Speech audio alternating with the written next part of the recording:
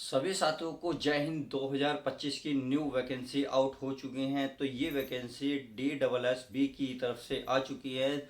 तो Delhi jail border में यह वैकेंसी निकल चुकी है। जो बच्चे इसको अप्लाई कर सकते हैं, तो इस वीडियो के माध्यम से मैं आपको कंप्लीट जानकारी देने वाला हूँ। तो माय डियर स्टूडेंट, इस वीडियो को शुरू से लास्ट तक देख लीजिएगा, आपको कंप्लीट जानकारी मिल जाएगी। क्या इसमें क्वालिफिकेशन मांगी है, कितनी इसमें पोस्ट मांगी है, क्या इसमें सैलरी रहने वाली है, क्या सिलेक्शन प्रोसेस रहने वाला। तो इस वीडियो के माध्यम से सबको जानकारी मिल जाएगी। कोई दोस्त तो फटाफट शेयर कर दो, वीडियो को लाइक करना ना भूलिए। तो चलिए समझते हैं इस वीडियो के माध्यम से क्या हमारा प्रोसेस रहने वाला है। तो DSSB की नई वैकेंसी आउट हो चुकी है। अब बात आती है सिलेक्शन प्रोसेस कैसे रहेगा, एज इसमें कितनी है, क्वालिफिकेशन क्या है, फीस क्या है, अप्लाई क्या है और कौन इसे अप्लाई कर सकता है। तो अप्लाई की मैं बता दूं, देखिए ऑल इंडिया लेवल की जो है आप मेल फीमेल इसको दोनों अप्लाई कर सकते हैं। बस इसमें थोड़ा सा फिजिकल टफ है, बट कोई नहीं, हम सबको डिटेल समझने वाले हैं। जो बच्चा इसको अप्लाई करना चाहे वो कर सकता है। तो अगर मैं बात प्यारे बच्चों टोटल पोस्ट की बात करूं, इसमें टोटल पहले पोस्ट की बात कर लेते हैं। टोटल अगर मैं प्यारे बच्चों पोस्ट की बात करूं, तो टोटल इसमें जो पोस्ट निकली हुई हैं वो 1676 पोस्ट निकली हुई है। देखिए 1676 पोस्ट आपको कम लग रही है, बट कोई नहीं, हमें देखो केवल एक पोस्ट चाहिए। हमारा नजरिया यही गलत है कि हम देखते हैं कोई इतनी सी पोस्ट है। भाई आप 1676 पोस्ट लोगे या एक लोगे, एक लोगे ना, तो एक के लिए आप मेहनत करो बस, और क्या, बाकी भाड़ में जाए। तो चलिए आगे देखते हैं। अब इसकी जो है इसमें अलग अलग पोस्ट निकली हैं टोटल। अगर मैं प्यारे बच्चों जैसे यूआर में, अगर यूआर वाले जो बच्चे होते हैं उनके लिए पोस्ट की बात करूँ तो उसकी 680 पोस्ट हैं इसमें कंप्लीट। अगर ओबीसी वाला जो ओबीसी में आते हैं जो बच्चे ओबीसी वालों के लिए टोटल 452 पोस्ट क्लियर है इसमें। अगर मैं बच्चों एससी वालों की बात करूँ, एससी वालों की, तो एससी वालों के लिए 252 यानी कि 252 पोस्ट क्लियर है। अगर मैं एसटी वालों के लिए बात करूँ, यानी कि देखिए हर कैटेगरी के लिए इन्होंने पोस्ट निकाली है, उसके लिए आपको 125 पोस्ट दी हुई है। अगर मैं EWS वालों की बात करूँ, तो EWS वालों के लिए जो पोस्ट रहने वाली है 167 पोस्ट निकली है। क्लियर है, उम्मीद है अच्छे से समझ में आ गई होगी। अब चलिए बात आती है इसमें एज कितनी रहने वाली है। अगर एज की मैं बात करूँ, ये तो बात अच्छे से समझ में आ गई होगी। अगर एज की बात करूँ तो जनरल वालों के लिए जो एज रहने वाली है इसमें, जनरल वालों के लिए और अपना EWS वालों की जो एज रहने वाली है, तो उसकी भी बात हम बात कर लेते हैं। इसकी जो एज रहेगी 18 से लेकर आपकी जो एज रहेगी 27 साल रहेगी। कितनी? 27 साल। बात आती है यदि आप ओबीसी में हैं तो आपकी एज 18 से लेकर 30 साल होने वाली है। यदि आप एससी और एसटी में आते हैं तो उनकी जो आपकी एज रहेगी माय डियर स्टूडेंट 18 से लेकर 32 साल आपकी एज रहेगी। यानी कि इसके इसके बीच में जो बच्चे आते हैं वो अप्लाई कर सकते हैं। क्लियर? चलिए एज का तो हो गया खत्म मैटर।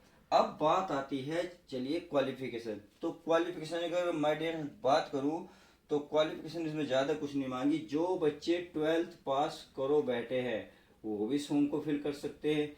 जिस बच्चे ने ग्रेजुएशन कर रखी है वो भी इस फॉर्म को फिल कर सकते नहीं, क्योंकि देखिए 18 से 27 साल बहुत होती हैं, 30-32 साल मैं कह रहा हूँ तजुर्बेदार आदमी भी भर सकते हैं, जिसके बीवी बच्चे खेले वो भी भरेंगे।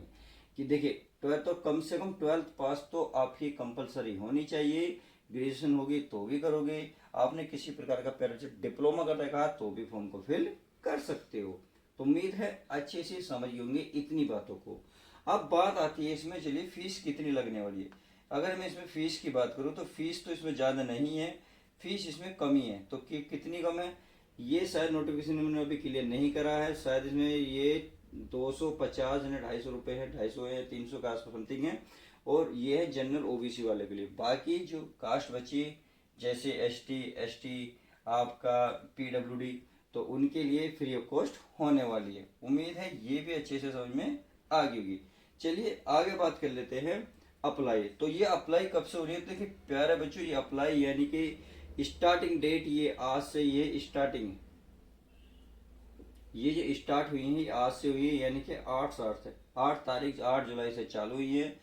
अगर मैं इसकी क्लोजिंग डेट की बात करूं तो ये 7/8 यानी कि आप जस्ट इसका अपोजिट कह सकते हैं। 8 जुलाई को चालू हुई है, 7 अगस्त को ये क्लोज हो जाएंगे। तो 1 महीना आपको फॉर्म भरने का टाइम मिलेगा। आप फॉर्म को बहुत अच्छे से अप्लाई करना जरूर। चलिए ये बात रही। अब बात आती है हु कैन अप्लाई, यानी कि अप्लाई कौन कर सकता है। तो इसे जो अप्लाई कर सकते हैं, मेल फीमेल दोनों अप्लाई कर सकते हैं। तथा आप भारत के किसी भी कोने से हो, इस बात को ध्यान रखना, आप कहीं से भी फॉर्म को फिल कर सकते हैं। ये दिल्ली में निकली हुई हैं, इस बात का, इनके सेंटर की जॉब है, इस बात का आपको विशेष ध्यान रखना। चलिए ये बात तो हुई आपको कंप्लीट। बात आती है कि आपकी जो सिलेक्शन प्रोसेस कैसे रहेगा। तो सिलेक्शन प्रोसेस को जरा डिटेल से समझ लेते हैं, क्योंकि यही इंपॉर्टेंट है। इसमें क्या क्या पहले होगा, क्या क्या नहीं होगा, इस बात को आपको ध्यान रखना होगा। तो सबसे पहले अगर मैं प्यारे बच्चों बात करूं, तो इसमें सबसे पहले होगा रिटन टेस्ट, इतना रिटन एग्जाम होगा। रिटन एग्जाम को अगर प्यारे बच्चों आप क्वालिफाई कर लेते हो, तो आपका इसमें एक फिजिकल होगा। क्या होगा, फिजिकल होगा। चलिए फिजिकल भी आप उम्मीद है कर लो, क्लियर कर लोगे। अब रिटन एग्जाम में कितने क्वेश्चन कैसे कैसे आएंगे, इसको हम डिटेल से समझेंगे। अब इसमें अगर फिजिकल की बात करूँ, फिजिकल में क्या क्या होने वाला है ये भी हम बात करेंगे।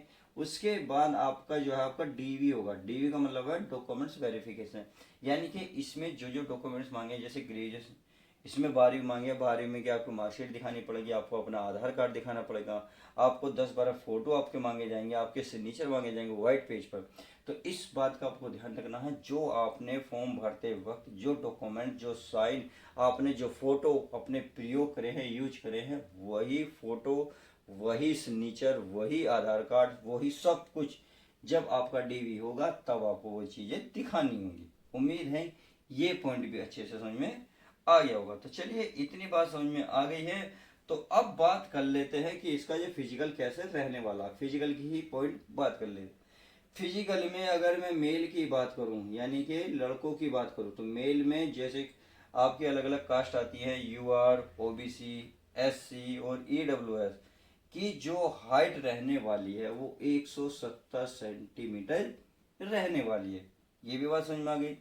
अगर मैं प्यारे बच्चों एसटी की बात करूं, तो एसटी की हाइट जो मांगी है 165 सेंटीमीटर मांगी है, यानी कि ये सब कास्ट के लिए है।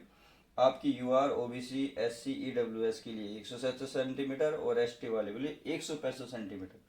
बात आती है चेस्ट की, यानी कि सीने की। अगर मेल वालों की बात कर रहा हूँ, तो इनके चेस्ट में आपको 81 नॉर्मल चाहिए, 81 सेंटीमीटर, और फुलाव के बाद 86 सेंटीमीटर। उम्मीद है ये भी समझ में आ, क्योंकि अगर मैं एसटी वालों की बात करूं, तो एसटी वाले की जो चेस्ट है 76 से लेकर 81 सेंटीमीटर होनी चाहिए। ये भी बात अच्छे से समझ में आ गई। अब बात आती है इसमें रनिंग। तो इसमें रनिंग भी मानी जाती है कि 1600 मीटर आपको 6 मिनट में कंप्लीट करनी होगी। इस बात का आपको विशेष ध्यान रखना होगा, यानी कि 1600 मिनट की रेस को आप अगर 6 मिनट में कवर कर लेते हैं, तो माय डियर स्टूडेंट आप अपना फिजिकल बहुत अच्छे से कवर कर लेंगे। उसके बाद जो आपका देखो लॉन्ग जंप होगा, हाई जंप होगा। तो लॉन्ग जंप कितनी रहने वाली है, हाई जंप कितनी रहने वाली है, देखिए इस बात को समझिए।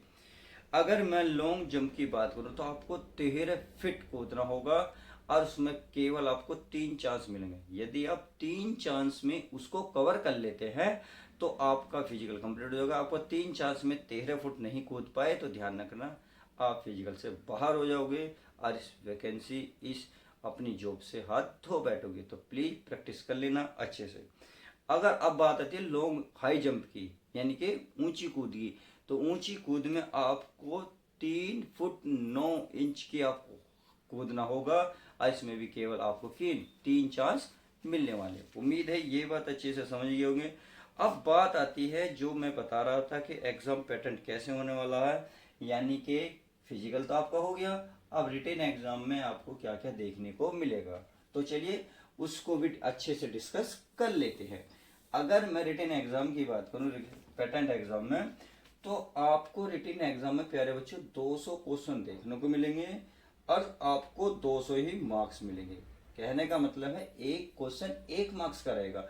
अगर मैं टाइम की बात करूं, तो आपको इसमें 120 मिनट मिलने वाली है। कहने का मतलब है आप कह सकते हैं 2 घंटे आपको टाइम मिलेगा। नेगेटिव मार्किंग इसमें 1/4 रहने वाली।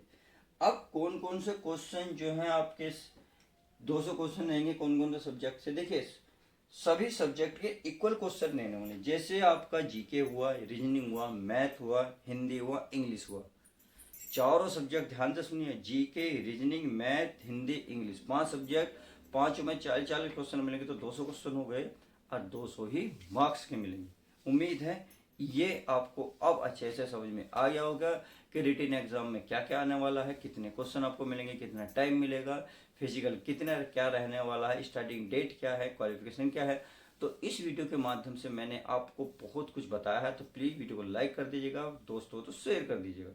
कोई कमेंट्स कहना चाहते हो, कोई क्वेरी, कोई क्वेश्चन रहा हो तो प्लीज़ पूछ सकते हैं। तो चलिए मिलते हैं न्यू वैकेंसी के साथ।